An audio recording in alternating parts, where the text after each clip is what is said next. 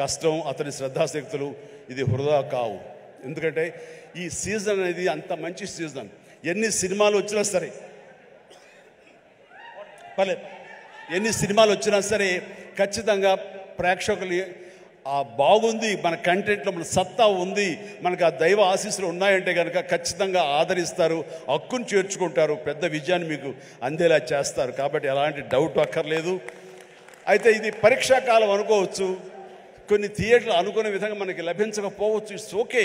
ఈరోజు కాదు రేపు చూస్తారు, రేపు కాకపోతే సెకండ్ షో చూస్తారు, సెకండ్ షో కాకపోతే థర్డ్ షో చూస్తారు. బట్ కంటెంట్ బాగుంటే ఎన్నో రోజులు చూసినా ఎన్నో షో చూసినా సరే దీని మార్కులు పడతాయి. ఈ రోజున ఇందాక చిన్నవాడైనా సరే చాలా పెద్ద మనసుతో అన్నాడు, అన్ని సినిమాలు వెంకటేష్ సినిమా, నాగార్జున సినిమా, అలాగే మన మహేష్ బాబు సినిమాలు, అన్ని సినిమాలు ఆడుతాయి. ఈ సినిమాలు అన్నీ ఆడాలి, పరిశ్రమ పచ్చగా ఉండాలి. వాటితో పాటు మా ఈ సినిమా హనుమాన్ కూడా ఆడాలని నేను ఎంతో మనస్ఫూర్తిగా నేను కోరుకుంటాను, జరుగుతుంది. అండ్ ఇదే ఒకసారి నేను దిల్ రాజుతో అన్నాను, దిల్ రాజు ఏంటి మన 2016-17లో మా 150 సినిమాను బాలకృష్ణ గారి సినిమా ఇంకోటి రిలీజ్ అయినప్పుడు ఏంటి మళ్ళీ ఈ సినిమా రిలీజ్ చేస్తాం, కొంచెం డిలే చేయొచ్చు కదా అని అంటే, సార్ అలా కాదు సార్, మా కంటెంట్ బాగుంటుంది, శతమానం భవతి అని, మీ పెద్ద సినిమాలు మధ్యలో ఈ సినిమా ఆడకుండా పోదు సార్, ఏం పర్వాలేదు అన్నాడు. ఓకే, అంత ధైర్యంగా ఉంటే వెల్ అండ్ గుడ్ అన్నాను. ఆ సినిమా కూడా బాగా ఆడింది. కాబట్టి అదే దిల్ రాజు గారు అందరికీ మనకు చెప్పినట్టుగానే ఈ రోజున ఈ సినిమా కూడా బాగా ఆడుతుంది. సో ఎందుకంటే దిల్ రాజు గారు లాంటి ఎంతో సీనియరు, ఆయన ఎంతో ఎక్స్పీరియన్స్ ఉన్న మనిషి, ఏ సినిమా ఏ సీజన్లో ఎలాగ ఆడుతుంది, ఒక్కో సినిమాకి ఎంత పటిష్టత ఉంటుంది, ఏ సినిమాకి ఎంత లాంజివిటీ ఉంటుంది, ఏ సినిమా ఎలాగ ఆదరిస్తారు, ఏ సీజన్ అనేది బాగా తెలుసు. వేసే వాళ్ళ గురించి కూడా అభిమానిస్తున్న ఇంతమంది ముందు వాళ్ళ గురించి కూడా మాట్లాడాలనిపించి 2 నిమిషాలు మీడియా వారికి ఇది నా పర్సనల్ స్టేట్మెంట్గా చెప్పాలనుకున్నాను. ప్రతి సంక్రాంతికి సినిమాలు రిలీజ్ అవుతుంటాయి. రిలీజ్ అవుతున్నప్పుడల్లా డైరెక్టర్ ఇండైరెక్ట్ నేను కష్టపడి ఎదిగి ఇవాళ ఇండస్ట్రీలో ఈ పొజిషన్లో ఉన్నందుకు ఎప్పుడు ప్రతి సంక్రాంతికి ఏదో రకంగా కాంట్రవర్షియల్ చేస్తూ నా పైన స్టోన్స్ వేస్తూనే ఉంటారు. అది ఆల్మోస్ట్ మీరు అందరికీ తెలియంది కాదు, 7-8 ఇయర్స్ నుంచి నడుస్తూనే ఉంది. సో నేను చిరంజీవి గారు మాట్లాడుతూ వారు ఎంత బాగా చెప్పారు, దిల్ రాజుకు తెలుసు దేనికి ఎలా ఏం చెయ్యాలి అని, ఈజ్ ఎక్స్పీరియన్స్ పర్సన్ అని. కానీ ఈరోజు కొందరు వెబ్సైట్లలో చిరంజీవి గారు మాట్లాడిన దాన్ని ఇంకొకలాగా టర్న్ చేసి రాశారు. అవి 2 ప్రముఖ వెబ్సైట్లే. అంటే మీరు నా పైన ఏదో రాసి మీ వెబ్సైట్ ఇంపార్టెన్స్ని పెంచుకోవడానికి వేరే వాళ్ళు ఎందుకు వాడుకుంటున్నారు? మీకు ఇది అవసరమా? అంటే దిల్ రాజు ఏం రియాక్ట్ అవ్వడు, సాఫ్ట్గా వెళ్తాడు అనుకుంటున్నారా? తాట తీస్తా. చాలా రోజుల నుంచి ఓపిక పడుతున్నాను, ఎందుకు అని సాఫ్ట్గా వెళ్దామని. సంబంధం లేకుండా పోనీ ఆ ప్రొడ్యూసర్ వచ్చి మీ దగ్గర ఏమన్నా మాట్లాడా? మీకు అంత దమ్ముంటే ఆ ప్రొడ్యూసర్ని నన్ను స్టేజ్ పైకి పిలిచి కూర్చోబెట్టి క్వశ్చన్స్ వేయండి. ఎందుకు ప్రతి సంక్రాంతికి నన్నే టార్గెట్ చేయాలి?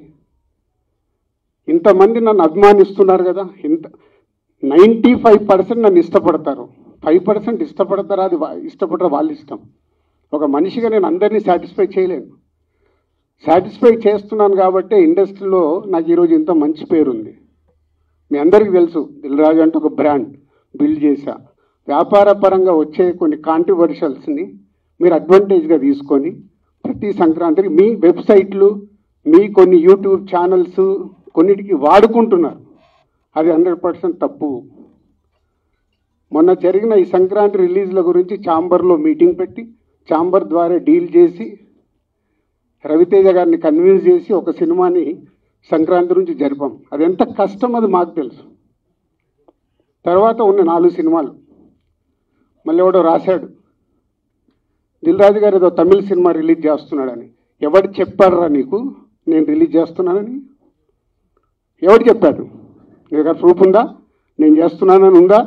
ఆ తమిళ సినిమాను కూడా రిలీజ్ పోస్ట్పోన్ చేయించింది నేను, తెలుగులో రిలీజ్ వద్దు అని. మీకు తెలియని న్యూస్లు రాసుకుంటూ ఎందుకు వాడుకుంటున్నారు? ఇందాక నేను అన్నాను కదా, తాట తీస్తాను, ఈజీగా తీసుకోవద్దు. నా పైన ఏదైనా రాస్తే, తప్పుడు రాతలు రాస్తే, మీకు తెలియకుండా కాంట్రవర్షియల్ చేస్తే ఈ రోజు నుంచి నేను ఊరుకోను. ఇన్ని రోజులు నడిచిపోయింది, అది గుర్తుపెట్టుకోండి. 4 సినిమాలు రిలీజ్ ఉన్నాయి. మహేష్ బాబు గారు, వెంకటేష్ గారు, నాగార్జున గారు, దాంతోపాటు హనుమాన్ సినిమాని నేను రిలీజు ఆపాలి అని చెప్పానని రాశారు. ప్రొడ్యూసర్ని, డైరెక్టర్ని నన్ను పిలిచి నేను సినిమా ఆపాలని అడిగానా? సినిమా 14వ తారీఖు రిలీజ్ చేసేయండి అని చెప్పాను. 12 మహేష్ బాబు సినిమా ఉంది కాబట్టి 14th చేస్తే మీ సినిమాకు ఉపయోగం, మీ సినిమాకు నంబర్ ఆఫ్ థియేటర్స్ దొరుకుతాయని చెప్పాను. కానీ దాన్ని ఇంకొక విధంగా మార్చి రాశారు. చిరంజీవి గారు మాట్లాడింది ఇంకొకలాగా కన్వర్ట్ చేసి రాస్తున్నారు. మీకు కావాల్సిన దాన్ని హైలైట్ చేయకండి. నెగిటివ్ వైబ్స్ ఉండకుండా పాజిటివ్గా బతుకుతే బాగుంటుంది. నెగిటివ్గా బ్రతకడం ఇంపార్టెంట్ కాదు, అందరం పోయేవాళ్ళమే, ఇక్కడ ఉండటానికి రాలా. నెగిటివ్ ఎందుకు, నెగిటివ్ వైబ్స్ ఎందుకు? మీ వెబ్సైట్లు, మీ ఛానల్స్ ఇంప్రూవ్ అవ్వాలని నెగిటివ్ వైబ్స్ని తీసుకొస్తారా? ఈరోజు హనుమాన్ సినిమా ప్రపంచవ్యాప్తంగా రిలీజ్ అవుతుంది. నాట్ ఓన్లీ తెలుగు స్టేట్స్, తమిళ్లో రిలీజ్ అవుతుంది, కన్నడలో రిలీజ్ అవుతుంది, హిందీలో రిలీజ్ అవుతుంది.